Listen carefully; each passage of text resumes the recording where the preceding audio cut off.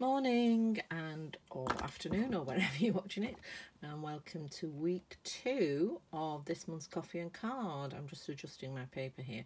We are in October, oh my word, October 2023, and I'm Linda from lindaspapercraft.co.uk, and I'm a Stampin' Up demonstrator, and this month we're using the Joy of Noel bundle, which is here, and we're making a Joy Fold wreath card using this stamp here, this detail stamp here. So, and some gorgeous glittery adhesive backed sequins, which are in, I think, the main catalogue, not 100%. If you look for it, adhesive back sequins on the website, you'll find them. Right, okay, so I've managed to, yeah, I've definitely got everything out of that packet this week. So you have got half a sheet of A4, and that's scored at 10.5 and 5.25 centimetres. And if you have the metric, well, if you have the main scoreboard, the metric plate actually has a 5.25 slot, which is really useful for making gatefold cards and joy fold cards like this. So I've just burnished those 2 folds. Then you've got a stack of basic white. You actually need 8 of these pieces, and you can cut 2 from each of these to make the wreath. Now on the example card I didn't cover up the back, and I think it just looks a bit untidy, so I'm actually going to double up the wreath so you can't see the base circle, which I used an old card base to cut it out of, so it's got a scoring as well to make it look even nicer. So you need 8 because you're going to make that wreath double. So and we'll leave that there. So you've got 4 pieces of basic white that are going to cut 2 from each. You have a die cut piece for your sentiment, which is actually out of Christmas Classics, that's it, which is next month's coffee and card. I've die cut you out of just some scrap card a circle, and I've used the two of the decal circle dies to cut that out. So one's just over 8 centimetres and the other one's just over 6 centimetres. So it just gives you a base for your wreath, because it's going to be free floating for some of it. Okay, piece of basic white to go inside your card, and then a couple of pieces of it's actually designer series paper in the shaded spruce. It's just got a self-coloured pattern on, and they are 2 widths, just be careful. So the wider one's going inside the card, the narrower one is going on the front. So just watch what you're doing with those when you come to put them together. So, and then your envelope, and then your sparkly sequins. How beautiful are they? So they come in 3 different colours, I think. Anyway, I digress. So to save time, I've actually already cut out my wreath pieces. So they're here, and I've also coloured in 3 of them, so you don't have to watch me colour them all in. So I've got 8 here, and I just want to show you what I've done. So I've actually, you can only do this if you've got a stamping platform or a really good eye. I cut them out unstamped and then stamp them afterwards. So if you don't have a stamping platform, you're going to have to stamp 4 and cut them out. But if you do have a stamping platform, what you can do is, if I just put these to one side so we can see what we're doing. Just got my stamping platform set up here, and so what I did first of all, I'll take this off and I can properly show you. See, I've done it before. So I stamped the stamp on here and left it on the stamping platform, and I've got the outside of a die cut, and I am just going to position that. So, and if I was only doing one, I wouldn't bother doing this, but because I'm doing loads, this is why I have done this. Okay, so I've now positioned that so there's an even border all the way around the stamp, and I'm just going to fix that in position with a couple of magnets then I'm putting the die cut in the space. I've shown you this before, but it's just a really good way of mass producing particularly intricate dies. So then you can do it with punches as well. Okay, so, and then so I've inked that up with the Memento black, and I'm just then going to stamp. So I've got my cloth, so I'm just to make sure that ink's going on and transferring across, and then I can lift that up, and there we go. So perfectly stamped, perfectly positioned, ready to go. So, and then you'd leave that there for the next one. Okay, so there. Ta-da!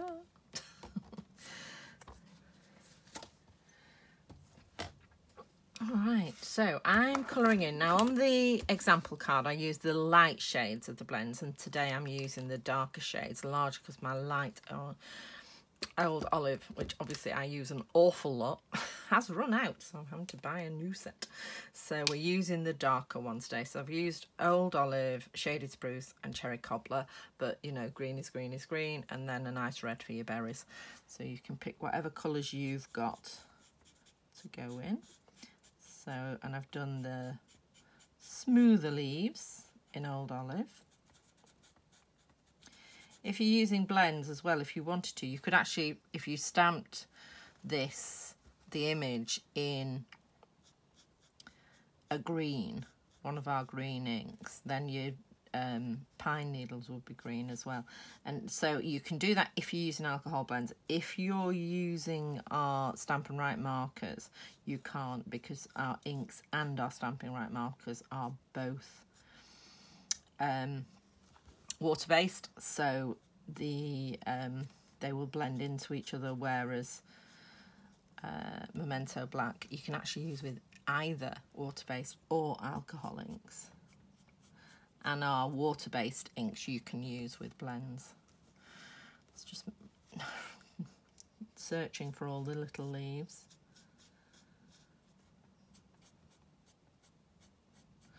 And you can do, you know, you don't have to colour it flat like I have. You can mess about, do your shading and things like that. On one of these, let me see if I can find it now. Yeah, you can see on that leaf, I actually accidentally coloured it in Old Olive and then coloured with Shaded Spruce over the top to see whether it would be okay. And actually, I really like that colour. So you can create new colours by blending them together as well. So it's just sometimes I don't have time to do things like that. Right. Okay, so we're just going to colour in the holly with the Shaded Spruce. Obviously this is going to take you a lot longer because you've got 4, so you can either pause the video and colour them all in, or just, well, do what you want.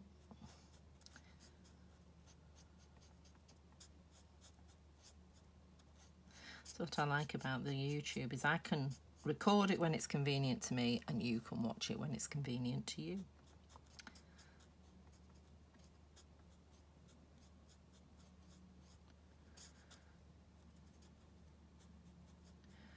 So that's all the holly leaves. And then I am just going to colour in small detailed areas. I tend to colour in with the bullet tip. Larger areas I'll use the other end.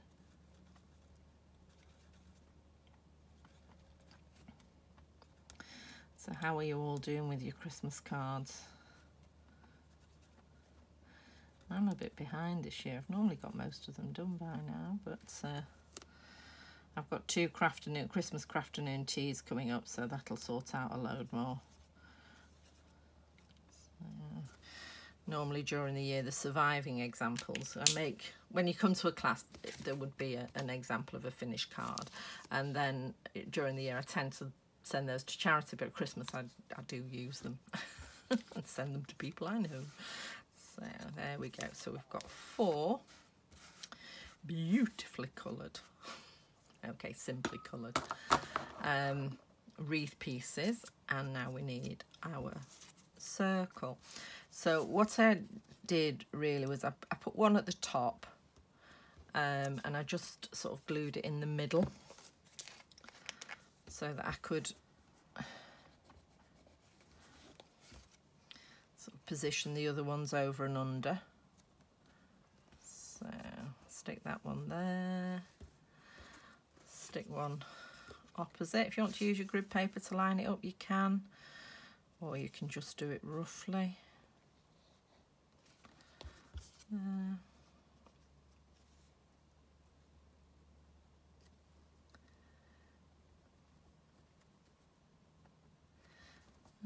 Okay, and then a bit of glue on here, and then we're going to go under and over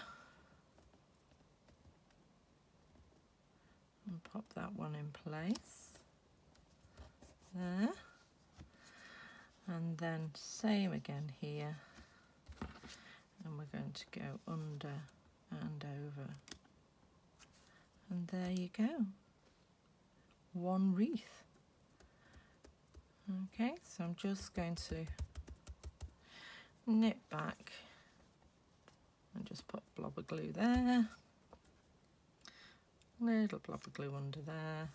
You could I suppose you could leave them freestanding if you want. A little one there, and there we go, there's our wreath. A little bit lopsided, but that's fine. Okay, so as you can see, this is what the back looks like, and this is what I wasn't happy with. So this is a bit of an experiment because I've not tried it before. Remember, you need to you're putting it upside down on here to match up. Okay, so you need to put the glue on the right side. I mean, if you're not sure, you could always just put it on the circle like we did before, but I think I'd like it to not sort of split into two pieces. So I'm just going to pick a couple of places that I want to line up to. So I've picked these two leaves. And once you've got that, the rest of it's going to line up quite nicely. So you just need to check from the front that it's not showing. There we go. And this will also act as, you know, it's going to strengthen the wreath as well. Okay, so that's one. Going to do the same with this one. So again, going in with those two little holly leaves that are sticking out. So that is that one and that one there. Okay, flip it over and just tighten up your lining up. There we go. So it's a lovely strong piece now because it's, you know, some places it's got 4 or 5 layers including the circle. Okay, and it just looks a lot neater than with the building blocks and colouring in place. So again, moving around the circle, got the glue on, lining up. That time I lined up the outside edge, and that was a little bit easier.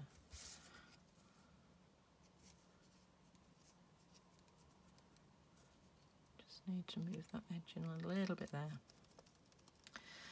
Okay, so I think it probably is worth the time doing this because it will look nicer and it will be stronger. And then the last one's just going to cover that gap there. Okay.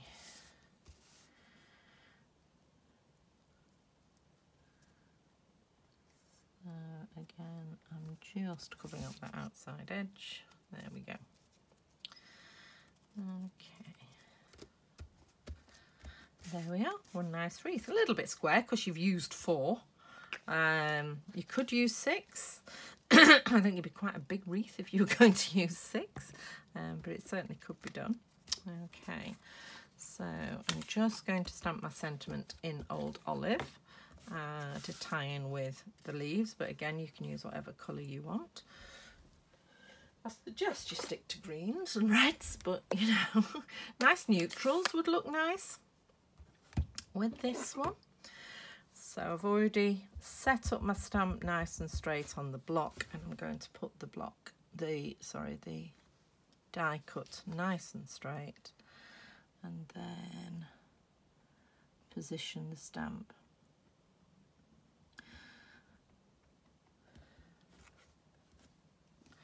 And as I say, this die cut comes from the sister set of Christmas classics, so we've got Joy of Noel and Christmas classics go together really, really well.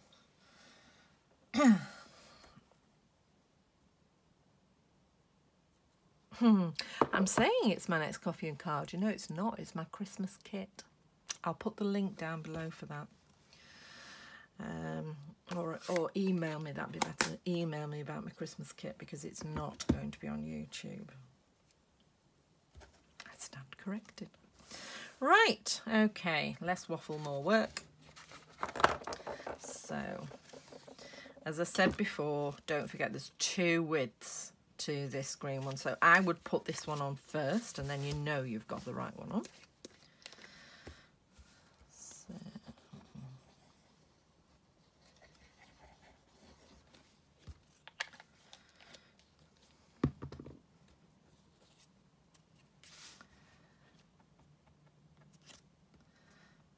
there we go.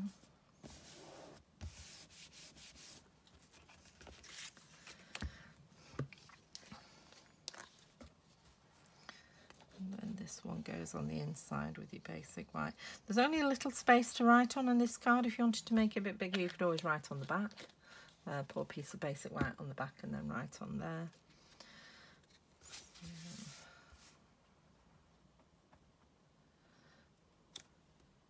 That is too long. Panic. Double check yours before you pop it on.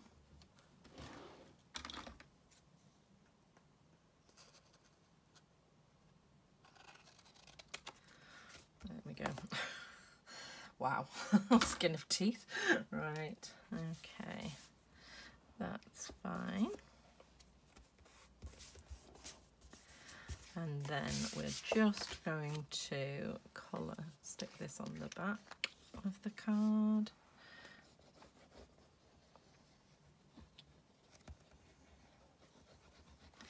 So on the original one, I did stick some extra little leaves on, which is one of the dies in the set.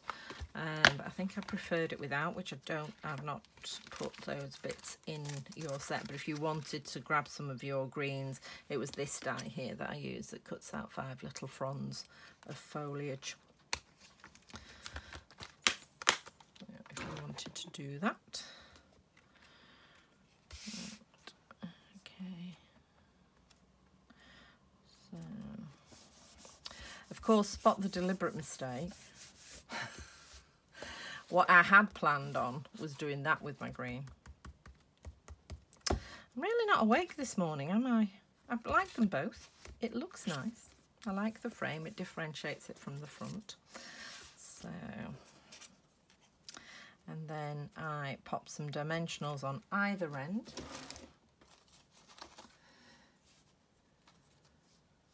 I've got a few on here. I am using up the leftover bits from class. So,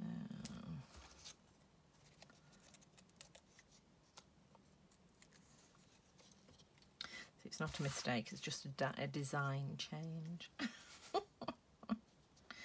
I'm just positioning that across, and then I'm going to add my sequins before I stick it on the card.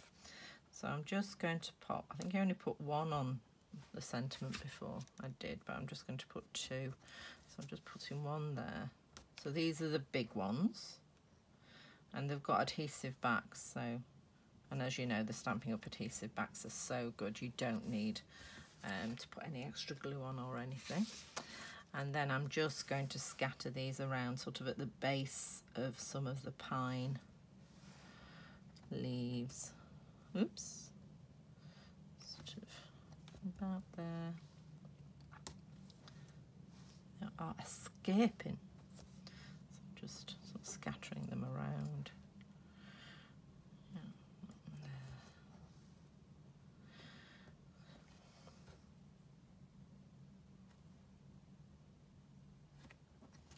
Yeah, I tend to say put even numbers, odd numbers of embellishments on, but we are, it's 2 3s because it's 6, so I think that's all right. So then what I did was I positioned this where I wanted it, and I'm going to put a couple of pencil lines on the back so I know where to put my dimensionals. Okay, now I don't want to see my honestly, I don't know if you can see on here. You can, where I've had to take dimensionals off because I put them on the wrong side. So I've put 2 lines where I want them to come to, and I'm going to put a little cross here, so that's where the dimensionals are going to go. Okay, so that I don't get anything upside down. So just shy of that line. There. And then I'm going to use these.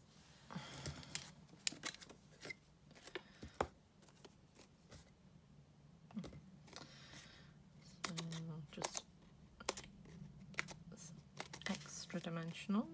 Oh, well, still got a spare one there. So on the cross. Okay, so you need a reasonable number because people are going to be using the wreath to open and close the card.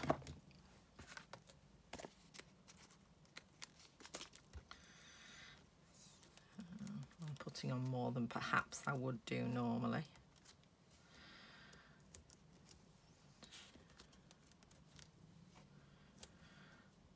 Okay, and then pop those off.